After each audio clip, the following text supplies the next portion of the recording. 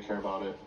So we're looking for someone to come forward, tell us what exactly happened that night. It was a case that rocked Will County 50 years ago. A 15-year-old girl missing until her body is found months later in an outhouse. In tonight's special report, our Elizabeth Matthews has new information in this cold case. 15-year-old Christina Meadows was a sophomore at Lockport High School with no history of trouble. So Christine, from all accounts, was a pretty nice girl, very popular. She was on the homecoming court. In 1973, Christine and her family lived on this quiet street in Homer Township. Investigators say on the night of November 4th, Christine was at home talking to her boyfriend on the phone, and around 10:30 that night, her mother told her to go to bed. They realized the next morning her father, at the time, was a over-the-road truck driver, and he was returning back home. At 5:30 in the morning, he came in, and when they discovered that Christine was missing. According to police, her father noticed a window by the front door was removed, and the door was unlocked. The only thing missing from the house, a small amount of money from a purse.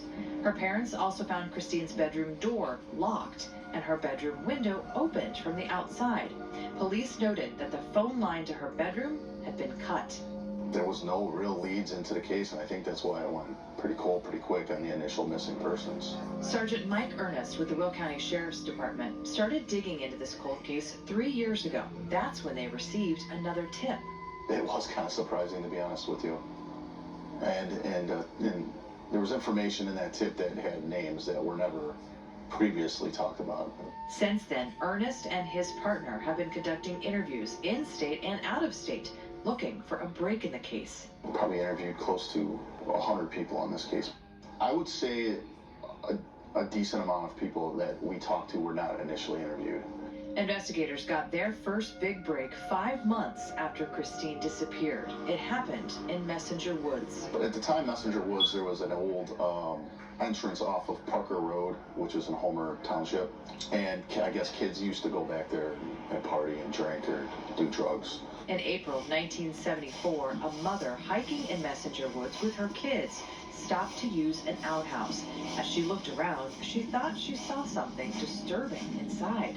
She didn't actually even report it that day. She didn't know what she saw, so she went back home, told her husband, I think there might be something in this outhouse. Police were called the next day, and Christine's body was found.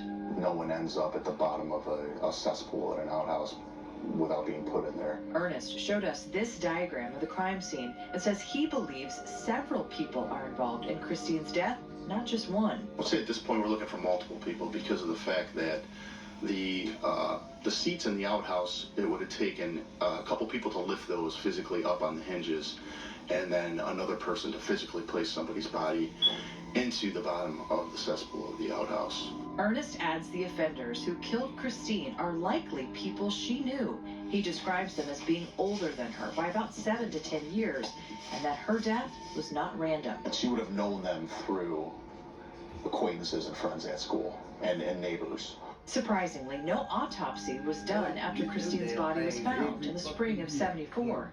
At the time, for whatever reason, the coroner office and the pathologist at the time did not do an autopsy on Christine's body.